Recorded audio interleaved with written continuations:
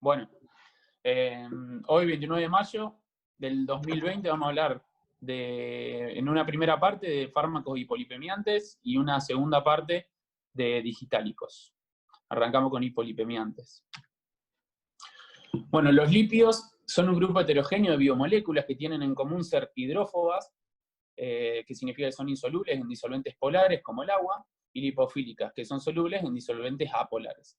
Algunos tienen el carácter anfipático, que es decir, esta doble afinidad, que significa que tienen una parte apolar y la otra polar.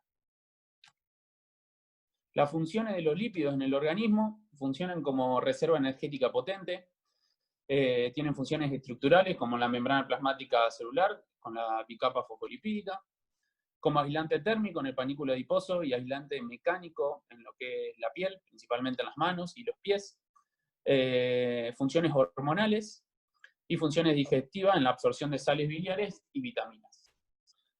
Dentro de los lípidos tenemos las lipoproteínas, que son los que van a transportar estos lípidos por todo el organismo y el torrente sanguíneo. Uno son los kilomicrones, que los kilomicrones son sintetizados a nivel intestinal y absorben los triacilglicéridos de la dieta, y una pequeña cantidad de parte de los ésteres de colesterol, y son empaquetados en una micela. Los kilomicrones poseen en su membrana lo que es la apolipoproteína B48, que es la específica de los kilomicrones, y tienen la función de seguir secretando kilomicrones en el intestino. En su núcleo hidrofóbico poseen vitaminas liposolubles para poder absorberlas. Los kilomicrones interaccionan con la lipoproteína lipasa para ceder triacilglicéridos a las células gracias a la ApoC2, principalmente en el tejido adiposo, miocárdico, esquelético y en las glándulas mamarias. Y finalmente, gracias a la ApoE, son captados por las células hepáticas y metabolizados en el hígado.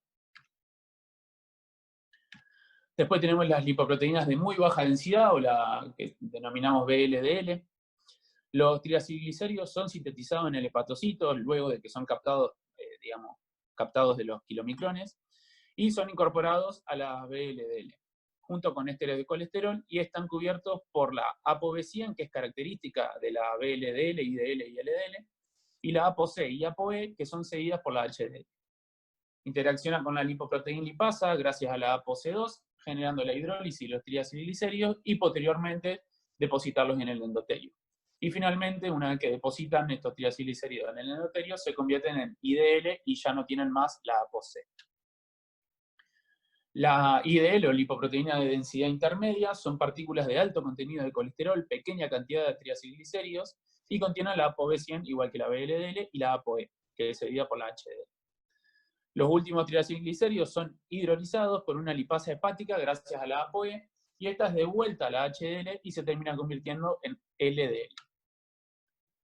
La LDL, lipoproteínas de baja densidad, contienen solo ésteres de colesterol y en su superficie contienen la ApoC100, por lo cual son captados por todos los tejidos y es introducida por endocitosis.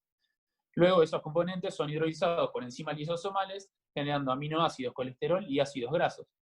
Este colesterol es utilizado para membrana y en algunas células para síntesis hormonal. Y después tenemos las lipoproteínas de alta densidad, o HDL, que también son sintetizadas en el hígado y en menor medida en el intestino, y contienen ApoA, C, E y fosfolípidos. Interaccionan con las demás partículas de colesterol cediendo apolipoproteínas, e indirectamente retiran triacilglicéridos y colesterol sobrante de los tejidos. Acá hay un esquema básico de cómo funcionan estas partículas. Tenemos la absorción intestinal y la síntesis hepática. De la absorción intestinal, los kilomicrones junto con la B48 se sintetizan con la micela y las distintas vitaminas e ingresan a la sangre. Y el hígado genera la HDL con la ApoE, ApoC2 y la ApoA1 específica de las HDL. La ApoE y la ApoC son cedidas a los kilomicrones, y gracias a esto, gracias a la ApoC2 en realidad, interactúa con la lipoproteína lipasa y depositan los triacilglicéridos en el endotelio. Luego es devuelta la ApoC2 a la HDL y se forma el remanente de kilomicrón, que gracias a la HE y a la ApoE, van al hígado y se absorben. Luego este hígado sintetiza lo que es la VLDL, que contiene su ApoB100 específica. La HDL nuevamente le cede la ApoE y ApoC2 a la VLDL para que interactúe con la lipoproteína lipasa y deposite los triacilglicéridos en el endotelio. Esta ApoC2 es devuelta a la HDL y se genera la IDL. La IDL, gracias a la ApoE, que es cedida por la HDL, va a interactuar con el hígado y va a depositar el 50% de este colesterol en el hígado. Y devuelve la ApoE a la HDL. Y así se convierte en el último, que es LDL, que gracias a la ApoB100 interactúa con los capilares y los tejidos para depositar el final de los ésteres de colesterol y los triacilglicéridos. La HDL genera este mecanismo contrario a los kilomicrones y a la LDL. Lo que hace es retirar de los capilares y los tejidos, gracias a su APO específica, que es la A1, retira el colesterol y se los deposita al remanente del kilomicrón y a la IDL, para que finalmente terminen yendo al hígado para ser metabolizados nuevamente. Un poco, pero creo que se entendió. Bueno, las dislipemias son un conjunto de patologías caracterizadas por la alteración de la concentración de los lípidos sanguíneos y las lipoproteínas. Es un término genérico que abarca cualquier situación clínica en la que se encuentran niveles anormales de cualquier tipo de lípido sanguíneo, ya sea HDL, LDL, colesterol total y triglicéridos. Se denominan dislipemias primarias, las que están generadas por mutaciones genéticas, y dislipemias secundarias, las que están generadas por patologías o medicamentos, ya sea diabetes, síndrome nefrótico, enfermedad renal crónica, obesidad, hipotiroidismo, el uso de glucocorticoides y un par de medicamentos más. Lo importante de esto es, de la dislipemia, es que tenemos que saber a quién vamos a tratar desde un principio y quién se merece el tratamiento. Por eso tenemos que dividirlo en prevención primaria y prevención secundaria. En los pacientes que vamos a realizarles prevención primaria, se recomienda el uso del sistema de cálculo de riesgo SCORE para estimar el riesgo cardiovascular total, para así iniciar tratamiento o no. Esto, bueno, es la tabla del SCORE, que básicamente utiliza distintas variables. Uno lo divide en varones y mujeres, dependiendo de la edad también, si es fumador o no fumador, el nivel de presión arterial y de colesterol total. Esto nos va a dar un rango que nos lo va a dividir en riesgo bajo, riesgo moderado, riesgo alto y riesgo muy alto. Y después vamos a tener el tratamiento para prevención secundaria en caso de pacientes con enfermedad cardiovascular, diabéticos tipo 1 o 2, enfermedad renal crónica, hipercolesterolemia familiar, o en individuos con niveles muy altos de factores de riesgos individuales, se considera automáticamente riesgo cardiovascular total muy alto o alto. Digamos, un cuadro que abarca estas dos cosas, abarca lo que sería prevención primaria y prevención secundaria y clasificarlos. Los pacientes riesgo muy alto que tienen enfermedad cardiovascular aterosclerótica, clínica o documentada, que esto lo que abarca son los síndromes coronarios agudos, ya sea infarto o angina inestable o angina estable, o pacientes que se les realiza revascularización coronaria, pacientes con ACV, AIT y enfermedad arterial periférica. Después tenemos los pacientes con diabetes, con daño de órgano blanco, o diabéticos que tengan al menos 3 factores de riesgo mayores, o diabéticos tipo 1 de inicio precoz y de larga duración de más de 20 años. Pacientes con enfermedad renal crónica grave con un clearance menor a 30, pacientes que se realiza el SCORE y da mayor a 10, que esto sería riesgo muy alto, y pacientes con hipercolesterolemia familiar con enfermedad cardiovascular aterosclerótica u otro factor de riesgo. Los pacientes de alto riesgo van a ser pacientes con factores de riesgo aislados muy elevados, como puede ser el colesterol total mayor a 310, el colesterol LDL mayor a 190, o que tenga hipertensión arterial grado 3 con mayor a 180-110. Pacientes con hipercolesterolemia familiar sin otro factor de riesgo, pacientes con diabetes sin daño de órgano diana, o que tenga una duración de la enfermedad mayor a 10 años, u otros factores de riesgo adicionales. Enfermedad renal crónica moderada, con tiene entre 30 y 60. Por la duda, ojo, es coma, no es O. Pacientes con diabetes mellitus sin órgano diana, pero que tengan más de 10 años de duración de diabetes. Claro, no es O. Claro. Es I. Sí. Porque después en el moderado te dice diabetes con menos de 10 años sin órgano blanco. Sin daño Claro, por órgano eso blanco, sería no que moderado. no tenga afectación de órgano diana y que tengan más de 10 años de enfermedad. Claro. Uh-huh. Bueno, y la estimación del score que sea de riesgo alto, entre el 5 al 10%. Riesgo moderado, pacientes con diabetes tipo 1 menor a 35 años de enfermedad, de edad, perdón, y diabetes tipo 2 menor a 50 años, con duración de enfermedad menos de 10 años, sin otros factores de riesgo y con un score entre 1% y 5%, que sería moderado. Y bajo es que el score de bajo, menor a 1%. Después tenemos este cuadro, que no lo voy a explicar entero, pero básicamente esto lo que nos divide es entre pacientes que vamos a realizarle prevención primaria y prevención secundaria, y básicamente lo que tenemos que ver son el nivel de colesterol, que ahí están todas las divisiones, que va desde 55 hasta más de 190, y el riesgo. Y dependiendo de estas dos cosas, lo vamos a colocar en una de este cuadro, y le vamos a brindar recomendaciones de estilo de vida o recomendaciones de estilo de vida considerando darle algún fármaco o que tenga que ser intervención de estilo de vida y sí o sí fármacos.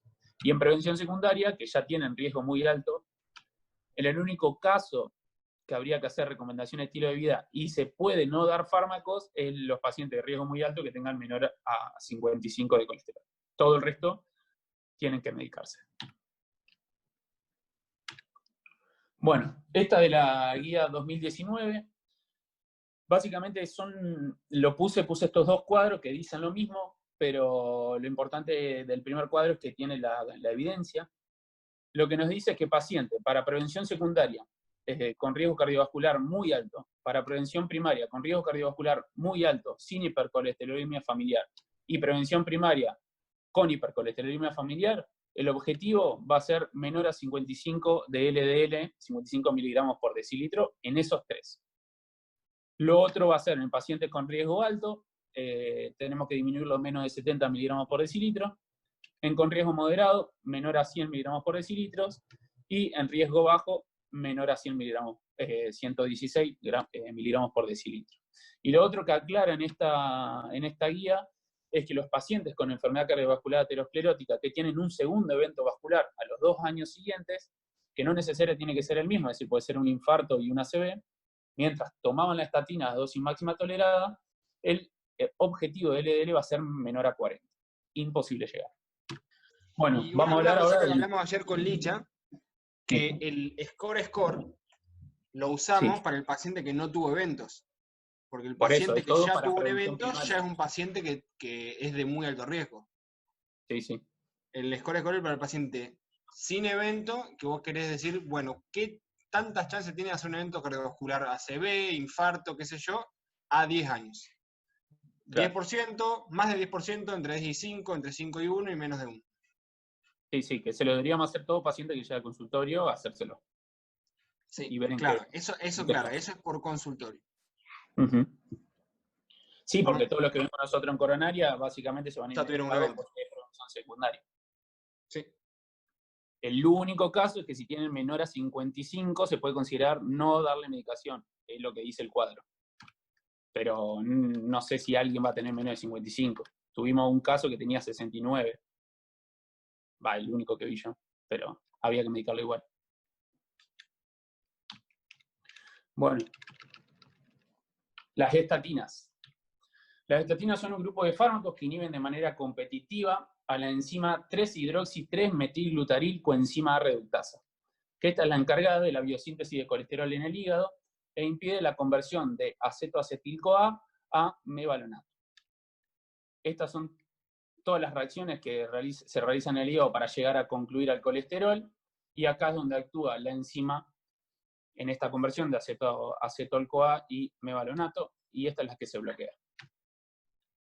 Al bloquear la colesterogénesis, ahí está, se expresa al gen que genera un aumento de expresión de los receptores de LDL en las células, principalmente del hígado, lo que produce un aumento de la captación de la LDL y otras partículas con ácido graso, como los triglicéridos, generando una disminución de su concentración a nivel sanguíneo.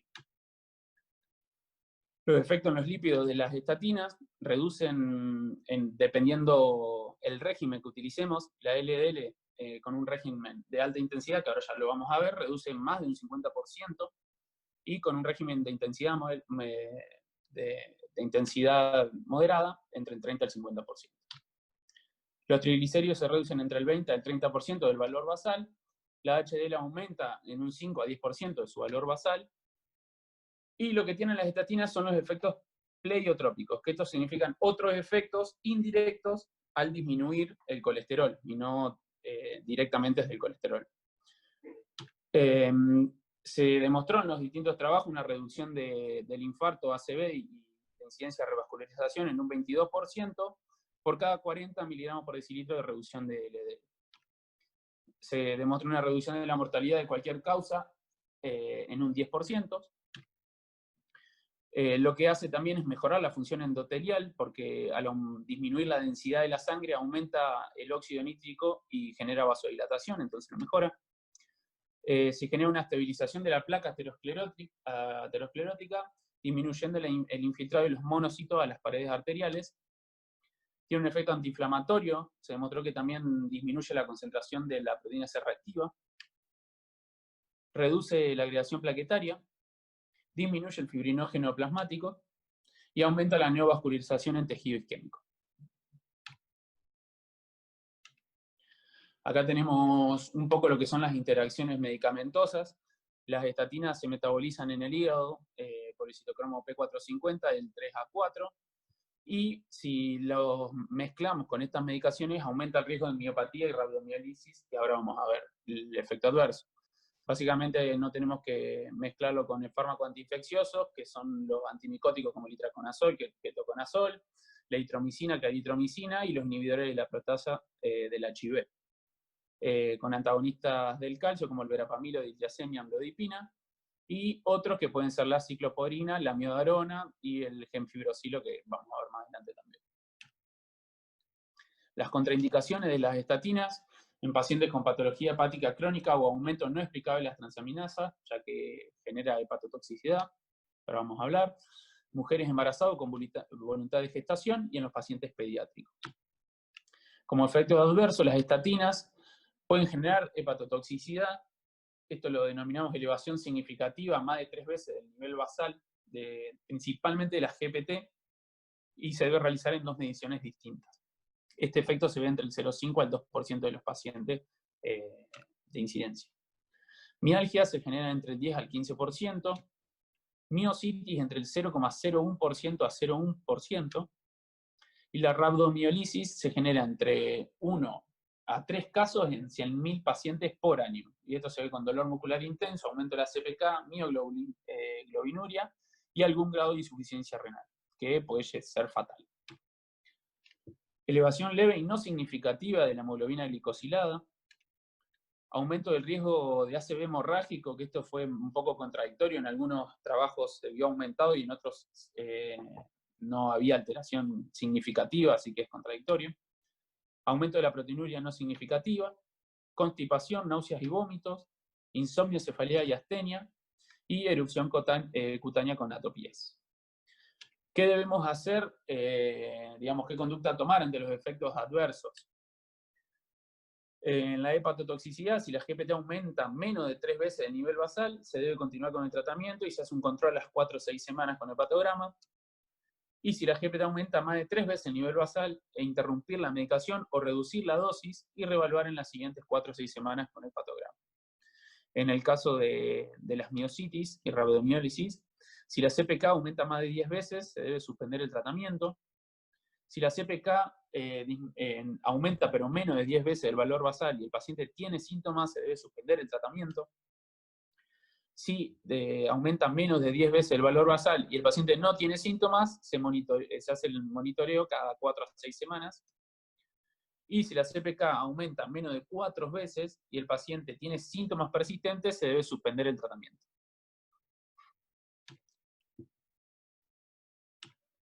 Bueno, de las estatinas tenemos lo que es la atorvastatina, tiene una biodisponibilidad oral de 12%, y se puede dar en cualquier tiempo del día. Decrece la biodisponibilidad con las comidas y es una partícula lipofílica. Tiene una vida media de 14 horas, se convierte en metabolito activo en el hígado, tiene eliminación hepática y renal, es menos del 5%. Y acá tenemos un cuadro que habla un poco de la dosis de tratamiento intensivo, de potencia intermedia y potencia baja. La atorvastatina reduce en el tratamiento intensivo a dosis de 40 a 80 miligramos, reduce el LDL mayor al 50%. Y con potencia intermedia, que reduce entre el 30 al 50%, la dosis es de entre 10 a 20 miligramos. La rosuvastatina tiene una biodisponibilidad oral del 20% y se puede dar en cualquier momento del día, no se afecta con la ingesta de alimentos y es hidrofílica. Tiene una vida media de 19 horas, su metabolismo son mínimos los metabolitos activos que se convierten, tiene eliminación hepática y renal en un 10%, y también tratamiento intensivo, la dosis va a ser entre 20 a 40 miligramos y tratamiento de potencia intermedia entre 5 a 10 miligramos. Después tenemos la pitavastatina, tiene una biodisponibilidad oral de 80% y es lipofílica, tiene una vida media de 11 horas, los metabolismos son mínimos y su metabolismo hepático es limitado. Se da para dosis con potencia intermedia, que esté entre 2 a 4 miligramos, y potencia baja, que reduce el LDL en menos del 30%, a 1 miligramo. Y después tenemos la simvastatina, que tiene una biodisponibilidad oral del 5%, y se recomienda dar por la tarde y la noche, y no se afecta con la ingesta de alimentos y es lipofílica. Tiene una vida media de 2 horas, se convierte en metabolito activo en el hígado, eliminación hepática y renal solo en un 13%, y la dosis de potencia intermedia es entre 20 a 40 miligramos, y potencia baja de 10 miligramos.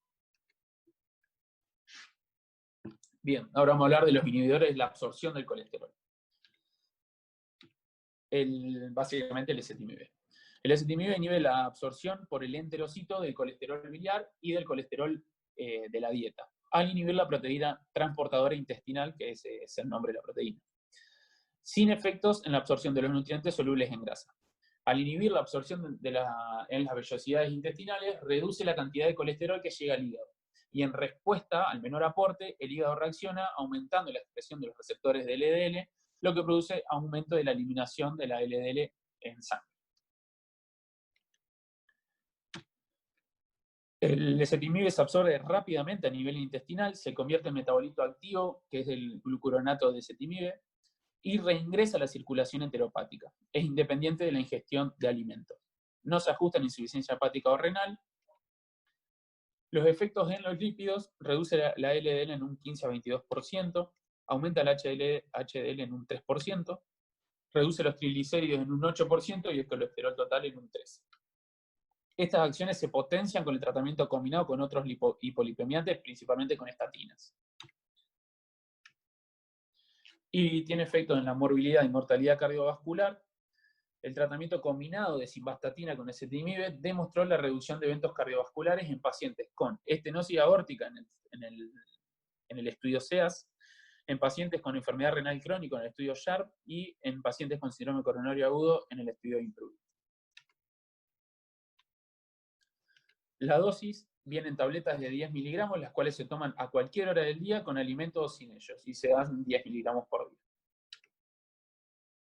Las resinas. Las resinas son quelantes de los ácidos biliares. El colesterol que se sintetiza en el hígado se libera a la luz intestinal y la mayor parte retorna desde el ilion terminal por absorción activa. La colestiramina y el colestipol son resinas de intercambio que se unen a estos ácidos biliares y al ser de gran tamaño impiden su absorción, que pasen a la sangre y circulen por el sistema enteropático. El hígado, al no tener bilis, no poder generar este colesterol, se ve forzado a sintetizar más ácidos biliares de las reservas hepáticas y conduce al aumento compensatorio de la actividad hepática, atrapando más LDL, que es lo que pasa con todos los hipolipemiantes. Tiene el beneficio, a diferencia de los otros dos que ya hablamos, que se pueden dar en pacientes pediátricos, pero mayores a 11 años.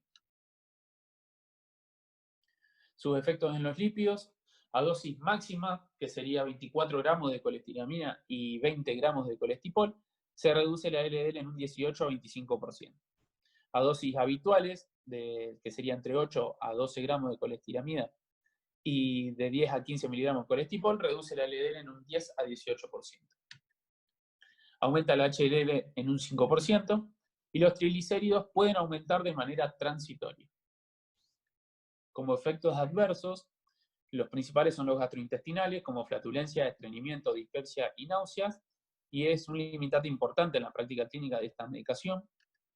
Y el efecto adverso que no queremos es que aumente permanentemente los triglicéridos. Lo suele hacer, pero de manera transitoria.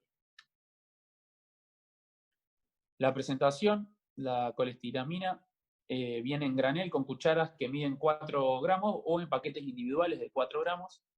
El colestipol viene en granel de 5 gramos o tabletas de 1 gramo. Y se da 1 por día. Las contraindicaciones de las resinas es la hipertrigliceridemia grave. ¿Por qué? Porque puede generar este aumento transitorio de los triglicéridos. Fibratos. Los fibratos son agonistas del receptor alfa activado del proliferador de peroxisoma, principalmente en el hígado y en el tejido adiposo y en otros tejidos también, pero principalmente en esos dos.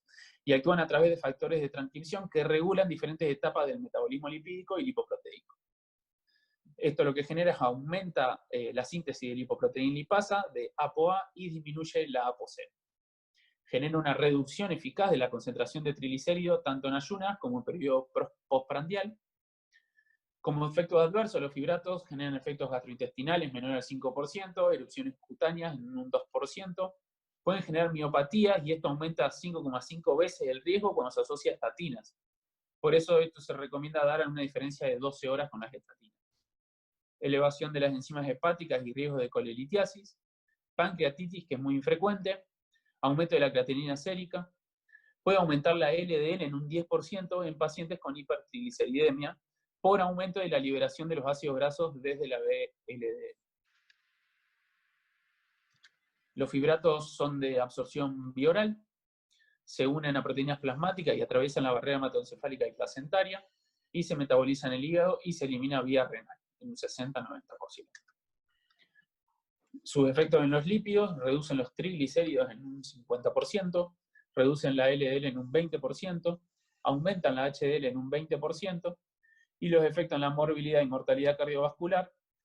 El tratamiento con estatinas más fenofibrato demostró la disminución del riesgo cardiovascular, es proporcional al grado de la reducción del LDL, o sea, como efecto principal, no, o sea, no es individualizado de los fibratos, pero sí por la reducción de la LDL que genera. Las indicaciones de los fibratos en la hipertrigliceridemia primaria aislada y en la hipertrigliceridemia grave. Como contraindicaciones tenemos la insuficiencia hepática o renal severa, la hipoalbuminemia y el embarazo y la lactancia. Tenemos el fenofibrato, que se da dosis diaria entre 145 y 200 miligramos día, que estuve viendo que hay una marca que tiene 145 y otra marca que tiene 200. Aumenta el HDL en un 5 a 30% y disminuye los triglicéridos en un 10 a 30%. El gemfibrosilo, la dosis diaria entre 600 miligramos cada 12 horas, 30 minutos previo a las comidas matutinas y vespertinas, aumenta el HDL en un 5 a 30% y disminuye los triglicéridos en un 20 a 60%. El ciprofibrato, la dosis diaria es entre 100 a 200 miligramos día, aumenta el HDL en un 5 a 30% y disminuye los triglicéridos en un 15 a 45%. Y el besafibrato, la dosis diaria entre 400 a 60 miligramos día, aumenta el HDL en un 5 a 30% y disminuye los triglicéridos en un 15 a 55%. Bien, ahora tenemos los inhibidores de las proteínas. Pausa con respecto al aumento de HDL. No demostró nada, no demostró, digamos, mejoría del efecto cardiovascular, de reducción Claro. de eventos, el aumentar el HDL farmacológicamente, digamos. Claro, sí, sí, No que es es lo porque que vos, pasó con no el es porque ácido vos te nicotínico. pongan, digamos, más HDL, te va a ir mejor, sino que es un agregado, digamos, de la droga. Pero no es que mejoró el efecto cardiovascular, no mejoró redujo los eventos, el aumentar la HDL de manera farmacológica. Y el tema Sí, del sí, aparte de todo, fibrosil, ¿no? Que el que está realmente contraindicado usarlo con las estatinas. claro. Claro. Bien. Bueno, los inhibidores de la proteína convertasa subtilisina quexina 9, los IPCSK9, Son anticuerpos monoclonales de origen humano, y son el alirocumab y el evolocumab. El mecanismo de acción de estos participan en el control de receptores de LDL, ya que se unen a estos e induce su catabolismo lisosomal. Por ende, al disminuir esta proteína, aumenta la expresión de los receptores de LDL y por consiguiente favorece la disminución de la LDL circulante. Las estatinas aumentan la concentración de los PCSK9, por ende, al utilizar los combinados, potencian sus efectos. Y son de inyección subcutánea. Sus efectos sobre los lípidos en la LDL, unido a estatinas o solo, reducen en un 60% como promedio la LDL. La HLD lo reduce en un 9%, la HLD, ahí lo puse mal, aumenta en un 9%, y los triglicéridos se reducen en un 26%. Estos demostraron efectos sobre la morbilidad y mortalidad cardiovascular, ya que reduce la muerte cardiovascular, el infarto, el ACV y la hospitalización por angina inestable en un 15%, y como efecto adverso tienen irritación en el lugar de la inyección, síntomas tipo gripal, aumenta el riesgo de diabetes igual que las estatinas, porque aumentan la hemoglobina glicosilada. A largo plazo el desarrollo de los autoanticuerpos, pero esto se vieron muy pocos casos en que lo generen y rechacen la medicación. Y la dosis es del alirocumab de 75 miligramos subcutáneo cada 15 días, y la dosis máxima de 350 miligramos cada 15 días, y le agregué ahí el precio, que la lapicera para un mes sale 43.500 pesos. Y el evolocumab, la dosis entre 140 miligramos día cada 15 días o 400 miligramos una vez al mes. Y el precio de la lapicera, que viene por 2, es de 37.500 pesos. Bueno, las recomendaciones de qué hipolipemiante indicar. Se recomienda prescribir un régimen intensivo de estatinas hasta alcanzar la dosis máxima tolerada para lograr el objetivo de cada nivel de riesgo. Si no se alcanza el objetivo con las dosis máximas, se recomienda combinar la estatina con ezetimibe. En prevención primaria de pacientes con riesgos muy altos que no tienen hipercolesterolemia familiar, se puede considerar añadir un inhibidor de PCSK9, cuando no se alcanza el objetivo de LDL, con estatinas y con ezetimibe. En prevención secundaria, se recomienda añadir los PCSK9 para pacientes con riesgos muy altos que no alcanzaron el objetivo LDL en la combinación con estatinas y con ezetimibe. Para pacientes con hipercolesterolemia familiar y riesgo muy alto que no alcanzan el objetivo, con la combinación con estatinas a dosis máxima tolerada y ezetimibe, se recomienda añadir esta medicación. En caso de intolerancia a las estatinas, se debe considerar utilizar ezetimibe solo. En caso de intolerancia a las estatinas, se puede considerar añadir un inhibidor de PCSK9 a la ezetimibe. Y si no se alcanza el objetivo, se puede considerar la combinación de estatina con un quelante de ácidos biliares. Ahí está el nivel de recomendación de cada uno de estos. Para la hipertrigliceridemia, se recomienda el tratamiento con estatinas como fármaco de primera elección para reducir el riesgo de enfermedad cardiovascular en los pacientes con riesgo alto y con hipertrigliceridemia mayor a 200. En prevención primaria se puede considerar el tratamiento con fenofibrato o bezafibrato en combinación con estatinas para pacientes que cumplan el objetivo LDL y que tengan una concentración de triglicéridos mayor a 200. Y para pacientes con riesgo muy alto que cumplan el objetivo LDL y tengan una concentración de triglicéridos mayor a 200, se puede considerar el tratamiento con fenofibrato y bezafibrato en combinación con estatina. Y por último, estas son las recomendaciones en pacientes mayores a 65 años.